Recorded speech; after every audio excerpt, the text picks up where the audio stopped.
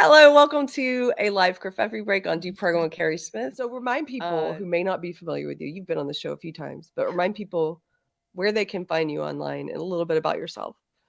Okay, so I'm mostly on YouTube at The Reason We Learn, and I do also have a locals at thereasonwelearn.locals.com. And to my great shame, I don't do as much there as I ought to for my wonderful locals members, because I'm in the process of trying to build them a different platform. I'm trying to build a website and forum for people to use as a much better support network for people trying to leave schools, trying to find solutions for their kids, or even just trying to share their expertise with parents who are looking for it. And so I'm only me. I don't have a producer. So it's kind of like create content, try to build, create content, try to build. So I'm there. I also have a Substack where I publish the interviews as podcasts. Don't do a lot of editing to them. So I pretty much just take the audio and put it over there for people's convenience. And occasionally I will write a long form piece out there to delve into some of these topics in more detail. Those are the main places that I am. And of course, Twitter. I'm fairly prolific on Twitter. And I'm there intentionally because there's a lot of news there and I can react to a lot of news, but there are also a fair amount of education influencers. And Mm. I try to engage them. I try to challenge them. I try to amplify them when I think they have something important to offer parents. And I get a fair amount of my ideas there. So I do spend a lot of time on Twitter. And you can find me there on any given day. Okay. I think it's really, I mean, People started, really squaring off and going into their little, you know, echo chambers, for lack of a better term. And I think it's part of why the schools parents woke up to this nightmare of what's going on in my schools, because it's natural. I mean, we want to go where we feel welcome and where we feel like our ideas are being represented. But I think we mistakenly assumed that everybody had the same idea about education, that somehow education was sacred and would be protected from all that, partisan rancor and everything. And actually, it's where 90% of it goes to breed and, metastasize and then go out into the rest of the world. So I stick around on these platforms because it allows me to keep an eye on what the people who absolutely do control these institutions are saying, what they're mm, celebrating, what their attitude towards me and you and everybody else who disagrees with them is. We're not going to be very effective if you fighting don't know them what's going if we on don't know in what that they're world. saying. Exactly. Yeah, I agree. It's also why I'm a member of a lot of these different like social justice groups in my local community just to see what they're doing, what they're planning. Right. They'll often just go, well, so I wanted to get into the school choice topic because I really didn't understand your position until very recently.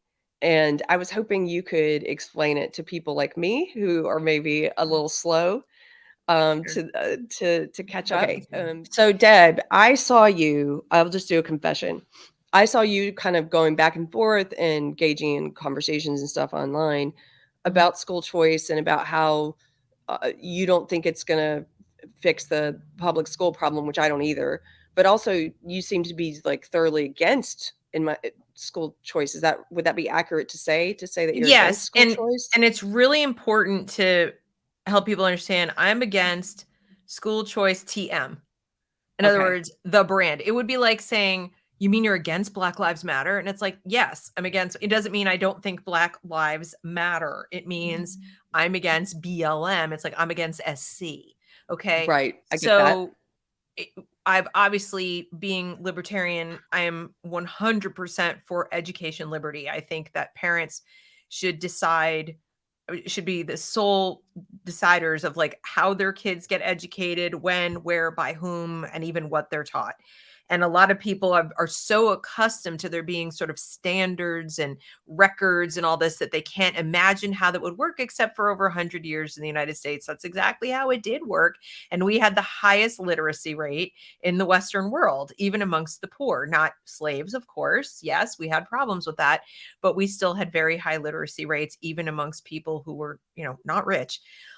Whereas in Europe, that was not the case. And in other parts of the world, it's still not the case. There are still high illiteracy rates. So, it, formal education run by the government is relatively new, okay, in the United States, and it's definitely fairly new in the world. And yet No, we're it's so, okay. and it's easy to say like, well, our founders were all homeschooled and well, most of them were rich men. Most, not all. But on top of that, the people who went and fought for their freedom were also literate. They were reading pamphlets by John Locke. Farmers were carrying them around they were pamphleteering as part of how they gained support for the revolution, for the Declaration, which made them all traitors, and then also for the revolution. So it was the ability to read that made that possible. So it, and not just read, but write, because you had to be able to write and print and disseminate the written word, even in secret, even, like with the government, like looking over your shoulder across farmlands and across it. We didn't have radio, we didn't have TV.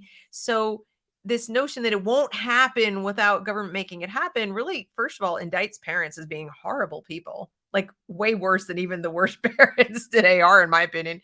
And it sort of ignores reality, it ignores history.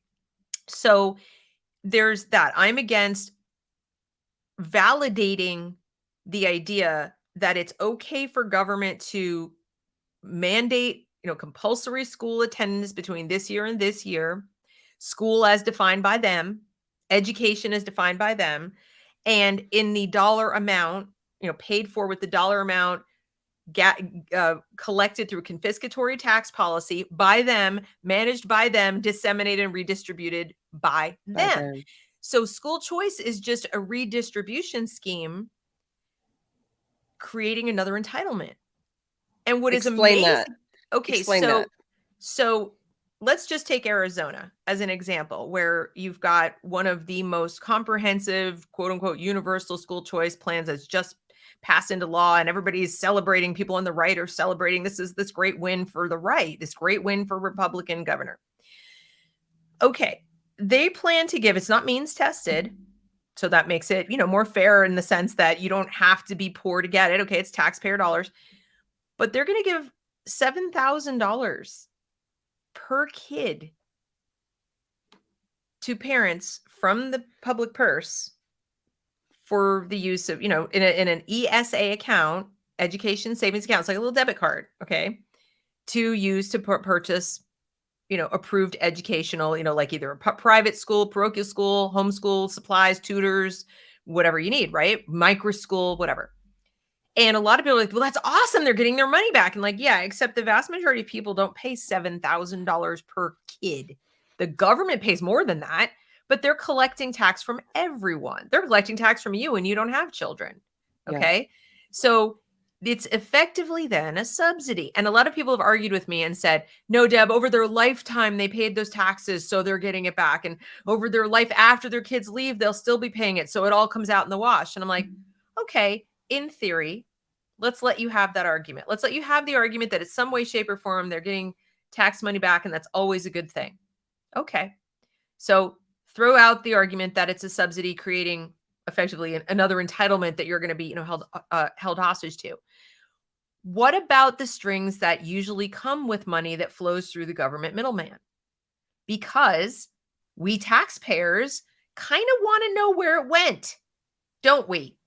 Right. And I've tried raising this with people. I've said, okay, it goes out equally. The government's not really going to ask, what your philosophy of education is or where you plan to spend it. We also know that a lot of private schools are woke, et cetera. So you're now going to be not just continuing to subsidize the public schools, because they're not losing all the money. They're still going to get some money per kid. They're not going to get all of it because your kid's not in attendance. Right? In fact, it's one of their selling points. We're not depriving the public schools of money. It really isn't. In fact, it's going to be great. And we're going to end up spending less. It'll be a savings to the taxpayer. So the public schools continue to exist. You're not going to get rid of them. The unions continue to exist. And you just get some of what, if it's $13,000 to $20,000 they usually spend per pupil. So you get 7, they get 6. But there's no kid there to educate. Okay. So they're getting 6 for nothing. Okay? So there's that. Okay. And now their influence, the government's influence, is in a place it never was before. Which is in how you choose to educate your child outside of the public. Because they're giving you the money. So I have a diagram. If you'd like, I can bring it up. I can show you. It's easier to show. Let's show us. Because I think a lot of people just naturally in the wrong thinker community are sort of like, more choice is better if, the government's I think they think of it as like, well, if the public school system is still exists and we haven't been able to, it would be helpful to get that money from, since I pay taxes, to get that money from the government to educate my child how I want. And in the near And with the term, like anything else, I'm sure the first generation of people who collected Social Security were helped. That, I mean, there will be people who'll be helped. I'm not going to deny reality that there's going to be somebody out there who gets money to go to a private school that actually is better, and that one student, whatever. But what I'm saying is, from a moral and ethical standpoint, you are saying, I'm okay with government continuing to control this process and hold the money and distribute the money and have it subject to political whims, because now the politicians running for office can run on that platform and say, I want to increase the amount, I want to decrease the amount, I want to put strings attached so we know where that money is going, I don't want strings attached so you can have more freedom. And the people caught in the middle are going to be the kids in the schools themselves, or the providers who take the money, and the parents. And so here's a diagram that shows you, okay, this one says it's a bait and switch, and I tend to agree. So you're given this sales pitch that it's an escape from failing public schools.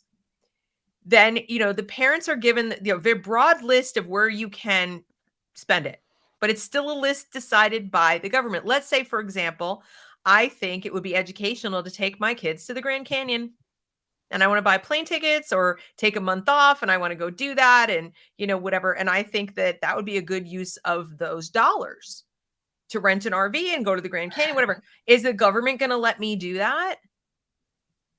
What if I want to take the money and I tell the government I'm homeschooling them, or I've got them in a little private program or whatever, but really I've got them watching PBS all day and I'm using the money to get my nails did? I mean, we don't know. Who's going to audit that? Who's going to check into that? And mind you, if it were the parents' money, it's none of my business. In other words, if the government's not stocking an account full of money right. and giving you a little debit card, if that's what you do with your kid, that is your business. But it's the None of taxpayers' money. none of my affair. Yeah. But when I'm even a little bit funding it, a little bit subsidizing it, it does become my business and your business and everybody else's business. So, okay, you have these choices. The parents they're telling parents, you can go choose your school. Has anyone ever applied for private school? It's an application process. They don't take everybody. Most private schools already have waiting lists after COVID. A lot of people were dissatisfied with the public schools and dug deep and figured out how to take out loans and mortgage their house, get a second job, and put their kids in private school without government help. And they're full. Arizona, for example, has fewer, I think, than 500. I don't know. They have somewhere between 450 and 550 private schools for the whole state. They can't educate more than like 3,000 kids or something right now. And they have like tens of thousands who are applying for these accounts. Where are they going to spend them? They're going to have pop-up schools everywhere. Is everyone going to homeschool? Or are they going to all be on little technical schools, virtual schools run by ed tech companies? Who knows? We don't know. But the school choice people don't really care. They're like, they'll have a choice now. The other thing is, private schools, to be better, have to be different in some ways the government might not allow. For example, they might have to reject kids because they're not academically capable of doing the work. Will the government be okay with that? Maybe they have to reject kids because they have a special need the school can't meet. They don't have the staff for that. Will the government be okay with that? So you see what I'm saying? It's like to say your parents can choose is not necessarily the case. Remember with Obamacare? You can choose your doctor, and then everybody grabbed their subsidy and ran to sign up for a primary care provider, and they said, we're not taking new patients. We don't have any space for you. And you were left with like the dregs of whatever was left. Money isn't access. All right. Then you have the potential at a minimum for government to change the law. Okay. What are they allowing? What are they not allowing? What kind of new regs? There was just a decision in court that came down saying that because nonprofit schools, religious schools and other nonprofits are getting a tax break, they're effectively funded by the government already and have to adhere to federal title laws, Title IX, title, all these titles for special needs kids and free lunch and athletics and all this kind of stuff because they're getting a tax break. That's without even an infusion of cash through the parents. So that I personally think they've misunderstood nonprofit law, but that's wending its way through the courts already. So they could change So you're the saying regulations. because the government is gonna be giving money to taxpayer money to parents for school choice to be able to choose to, educate their kids however they want, that the government could therefore also have a say in like, "Well, hey, guess what? You have to validate pronouns in your homeschool." 100%. And Okay. even if it's only state money, here's the other problem. So it's state money. But the fact we already know from the Biden administration that they are leaning towards telling states will withhold your federal money if you have a school choice program in your state that doesn't require that. So as long as there's a federal Department of Education lording it over you with a big pot of money of their own and saying, "Oh, Governor Ducey, you've passed this wonderful school choice plan. That's super. So you guys are giving taxpayer dollars, which of course, is taking money away from the public schools, and you're supporting things that we don't think you should be supporting. You're maybe deprived. Some of those schools are depriving kids of their civil rights, according to us. So we're going to hold back on giving you your federal money unless you do things the way we want you to do them." Absolutely, they'll do that. They've already said they'll do that. Who's going to sue them? Who's going to stop them? Right. So my concern is for the parents and the kids. Going through the process of applying to a private school is very stressful for the child. You got to take tests, you got to go to interviews, and that's if the school really is better. If the school just takes all comers, you got to check, you got money. Okay. Is it really going to be better? Mm. Or are they just in it to take your money? So the schools that ostensibly are better, and many of them, by the way, are already woke, the ones with the strict admissions policies, NAIS schools, some of the other schools in these big accrediting groups, they're already super woke. They're more woke than some of the public schools. Some of the Catholic schools are already using Common Core and doing comprehensive sex ed, even in the Catholic schools. The Episcopal school in Dallas is so far gone, it's crazy. So the notion that private school is always better because it's private, also not correct. There are some public charters that are phenomenal by comparison to some of the privates. So you really have to do your homework. So now the parents, they get a pile of money and they think, I'm free, except you're not. Let's say you go ahead and you get your kid into that private school. You're super excited. You come up with the balance to pay because it's not going to cover the total tuition, most likely. Even if it's only 12 grand, you still got to come up with 5 more. So you put it in. Now, used to be a private school contract was like a page. Now it's 4 or 5 pages, and it refers you to a school handbook that's like 500 pages. The school handbook details every last little thing that you must comply with, parents and students, or they can kick your butt out and keep your money. And that can include what they call parental support, parental agreement, whatever. They censor your speech. They quite literally tell you to sign away your freedom of speech to criticize the school, complain about the school, ask too many questions about the school. And you've signed it, the enrollment contract, they get to keep your money and kick your kid out. Here in Charlotte Latin School, they took 2 kids who've only known that school their whole life. Parents paying through the nose. Parents respectfully, with a group of like 60 other parents, put together a PowerPoint presentation to say, we would like to do diversity, equity, inclusion differently without the critical theory, please. Can we not be racially essentialist? They took the guy who was kind of like one of the leader parents of that, called a meeting. The headmaster called a meeting with him. And while the dad was in the meeting, they frog marched the kids to their lockers, cleared their lockers out, and dumped them on the sidewalk without so much as a by your leave. Wow. Just traumatized the heck out of them, kicked them out, kept their money. Why? Asked too many questions. So telling parents, this is guaranteed going to be better. We're going to give you this money. And now you've voted for a politician and you're like, he's giving me this out. You're taking the money now. You probably can't give it back. Now, what are you going to do with it? And a lot of these parents are the same parents who said, I don't want to homeschool, or I can't homeschool, or virtual school isn't for my kid. They need in-person learning. And the only thing that's going to be left available to them will be, guess what? Virtual school that they probably didn't want in the first place. So, but who's going to be ready and waiting, and who's best positioned to provide them with something they can buy?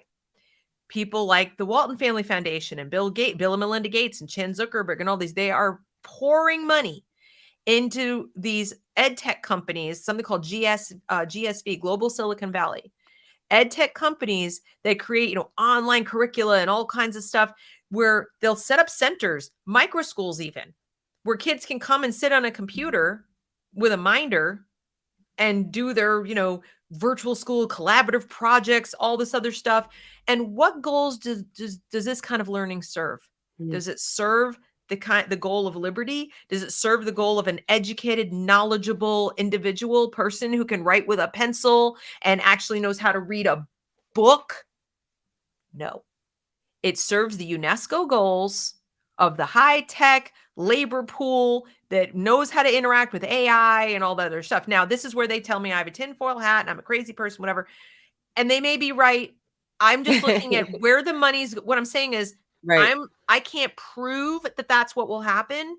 I'm just telling you that there aren't enough private schools. It takes at least about 2 years in Arizona to open the doors of a school from scratch. Yeah. Okay, like to get all the approvals and everything. And I highly doubt all those parents want to suddenly become homeschoolers. Oh, another point. Homeschoolers in Arizona who take ESA money will not file a homeschool affidavit. What that means is they will not be considered under the law homeschoolers. And they admit in the FAQ for the statute that they did that to protect homeschoolers who don't take the money from any regulations that might come along that would control what they spend their money on. Wait. Okay. Okay. So in other words, you're not required to take the money. If you're homeschooling and you want to file an affidavit saying, I'm homeschooling, I don't want anything to do with you. Yeah. Keep my money, go away. Okay. You can still do that in Arizona. You file an affidavit and say, I'm homeschooling. That's your compliance with the mandatory let us know what you're doing laws, which I also disagree with. But okay.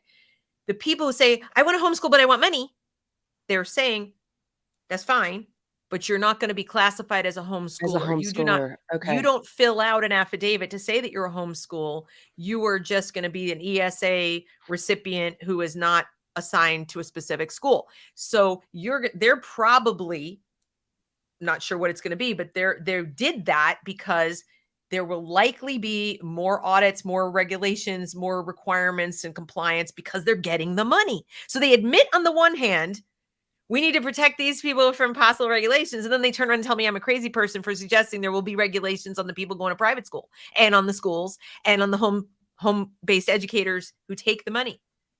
I see. So obviously they know that could happen. And when it's open to the political process, which taxpayer dollars always are, there will be arguments about it. The unions in Arizona will be constantly breathing down the necks of these politicians. You need to audit this. You need to check where that Because money's it's still going. government funded. Because it's It's still still government funded. government I funded see. education. Okay. You could call it choice all day long, but it's still government funded. And so what's happening here is they're going to these eligible service providers, ESPs, whoever's going to take the money. So they're give it to you and say, go spend it. But the government's going to go to those people that are taking it and saying, well, we'd love to allow you to take these dollars, Mr. Just like they did with doctors, but you're going to need to do for compliance to take the money. And then they'll have these public-private partnerships where they're not really doing exactly what they want and staying true to what they want because they want to take the money. And the data, they'll have to submit data to the government. These are how many students we have. This is how they're testing. This is how much we're spending. This is our equity compliant. This is what we have, blah, blah, blah, blah, blah, blah, blah. Even if they don't change their curriculum at all, they're going to be sending data back to the government about your kid because they're taking money. And data metrics are currency these days. Okay. They will force the use of more tech into the school because how else can we Monitor what you're aggregate all the doing. disaggregate all this data? And then you're going to have attitudes and dispositions and value systems and competencies that it can be measured with computers and data, which is the antithesis of traditional education. And guess what's going to find its way in? The CRT and the SEL and all the things. And once and again, you're just going to have an expansion of the government reach into the private sector, making it not even remotely cost effective for a truly private school anymore. This website, by the way, somebody in the chat, the website that Deb has pulled up, somebody in the chat said that Google's making it hard to find this site. Can you tell people what the URL is again? It's academicintegritymovement.org. Academicintegritymovement.org. So you guys Right. can go find that there.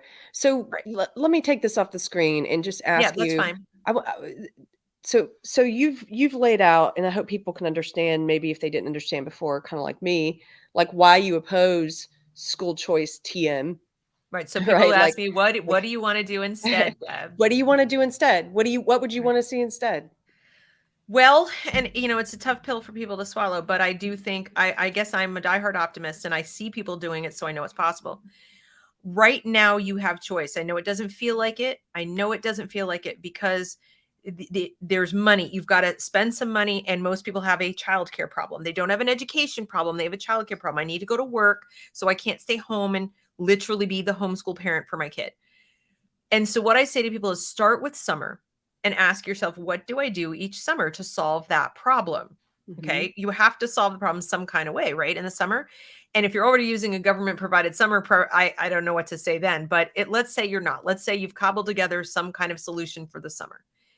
I would say start, put on your creativity hat and start thinking about solving the child supervision problem first, and then the education piece is second. It really is. The first thing you need to do is build community.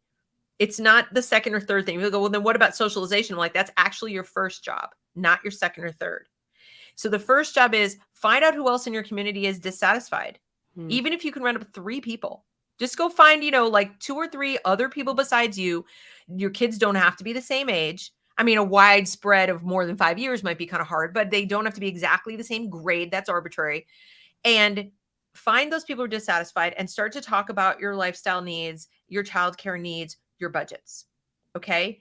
See if each of those people can find 3 people. We all have different friends, right? If you could get together, let's say 6 to 10 people, and you said, look, I've got $1,000 a year, and now you've got $10,000. Okay. Let's say you could potentially start a micro school all by yourselves where you 10 people get together and you form a private education association legally in your state. There's a process for that. You can look it up. Each state's different. I can't tell you off the top of my head what it would be. And you work out who amongst you has the most flexible schedule and is willing. You can take turns and shifts being the adult supervisors. Okay. If that's not going to work, go to your local church, synagogue, community center, etc. Go to your local college, university, whatever. See if there are student teachers, even, or just students in some area. Meet them, interview them, make sure they're not crazy people. Okay. Do background checks. See if for a lower than usual fee, like babysitting fees, basically, they will sit in a room in the basement of a church. Lots of real estate in churches during the week not being used. Okay. See if you can find some of those spaces, get 1 or 2 adults or, students to sit there with the kids. And then you go find used books, used curriculum, whatever, and you put together what you want your kids to learn. And that's second, right? But the first thing is to solve the problem of where is my kid going to be safe?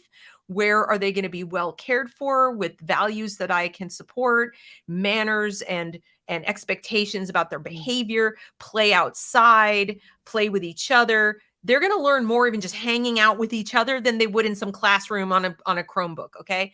So you got to work with other people. You've got to go grassroots and you will be amazed at what you can do. You're parenting your children. Reframe your mindset to away from I need school to I need to find a way to parent my children 365 days a year, all the hours of the day, even if I physically can't be present. And then work your way backwards. What does that mean? It means I need supervision. It means I need safety. It means I need space. It means and you just find other people who share that problem and start working on it. Meet together, plot it out. I've seen people do amazing creative things. Look at how people pull themselves out of disasters, Yeah. hurricanes, tornadoes, etc. I'm telling you, we as Americans and we parents who love our kids, we have way more inside of us than we give ourselves credit for. Your second step is figuring out the curriculum. And it's insane the amount of choices that you have, and they don't cost a ton of money, and you don't have to do everything on a computer. Use books, use curriculum. There's secondhand curriculum that you can buy, and you can use a library card and the internet for free and print stuff out or whatever to get so much of what you need. There's nothing that you can't learn that you can't access for free. Yeah. I take my That's daughter good. I to the just wanna co-op. I'm Yeah. not there. I'm the one who's not there. My daughter's at homeschool co-op right now, and I'm here. See, there This you is go. just a reminder to follow Deb Fillman at The Reason We Learn on here on YouTube and on Twitter at Deb_Fillman, Fillman. Cool. Thanks, Deb.